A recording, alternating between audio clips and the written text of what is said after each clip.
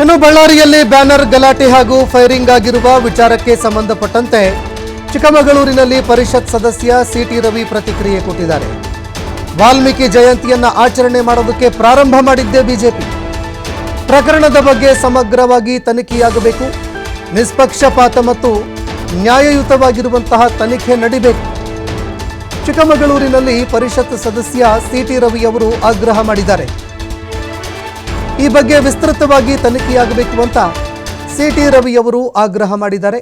ನ್ಯಾಯಯುತವಾಗಿ ತನಿಖೆಯಾಗಬೇಕು, ಜೊತೆಗೆ ಯಾರು ತಪ್ಪಿತಸ್ಥರಿದ್ದಾರೆ ಅವರಿಗೆ ಶಿಕ್ಷೆಯಾಗಬೇಕು ಅಂತ ಸಿಟಿ ರವಿ ಅವರು ಆಗ್ರಹ ಮಾಡಿದ್ರು.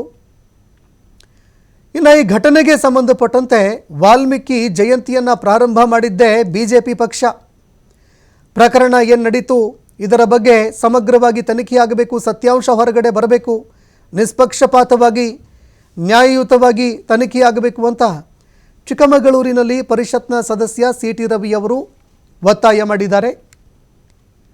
ಬಳ್ಳಾರಿಯಲ್ಲಿ ಬ್ಯಾನರ್ನ ಗಲಾಟೆ ಫೈರಿಂಗ್ ಆದಂತಹ ವಿಚಾರಕ್ಕೆ ಸಂಬಂಧಪಟ್ಟಂತೆ ಸಿಟಿ ರವಿ ಅವರು ಕೂಡ ಆಕ್ರೋಶ ಹೊರಹಾಕಿದ್ದಾರೆ.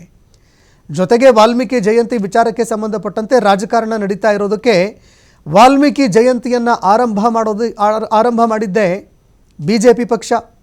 ಈ ಪ್ರಕರಣದ ಬಗ್ಗೆ ತನಿಖೆಯಾಗಬೇಕು ಅಂತ ಅವರು ಒತ್ತಾಯ ಕೂಡ ಮಾಡಿದ್ದಾರೆ. ಇನ್ನು ಬಿಜೆಪಿ ಈ ವಿಚಾರದ ಬಗ್ಗೆ ತನಿಖೆಯಾಗಬೇಕು ಅಂತ ಪ್ರತಿಭಟನೆಗೂ ಕೂಡ ಮುಂದಾಗುವ ಸಾಧ್ಯತೆ ಇದೆ. ಅದರ ಬಗ್ಗೆ ಈಗಾಗಲೇ ರಾಮುಲು ಅವರು, ಜನಾರ್ದನ್ ರೆಡ್ಡಿ ಅವರು ಮುನ್ಸೂಚನೆ ಕೊಟ್ಟಿದ್ದಾರೆ. ರಾಜ್ಯ ಸರ್ಕಾರ ಈ ಬಗ್ಗೆ ವಿಸ್ತೃತವಾಗಿ ತನಿಖೆ ಮಾಡಬೇಕು ಅಂತ ಅವರು ಆಗ್ರಹ ಮಾಡಿದ್ದಾರೆ.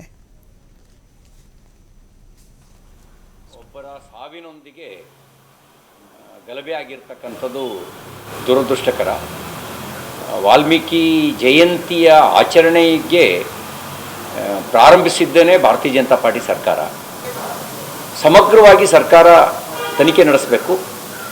ಪೂರ್ವಾಗ್ರಹ ಮತ್ತು ದ್ವೇಷ ಈ ಒಂದು ತನಿಖೆಯಲ್ಲಿ ವ್ಯಕ್ತ ಆಗಬಾರ್ದು. ಬಳ್ಳಾರಿನಲ್ಲಿ ಫ್ಲೆಕ್ಸ್ ಅಳವಡಿಕೆ ವಿಚಾರಕ್ಕೆ ಒಬ್ಬರ ಸಾವಿನೊಂದಿಗೆ ಗಲಭೆ ಆಗಿರ್ತಕ್ಕಂಥದ್ದು ದುರದೃಷ್ಟಕರ.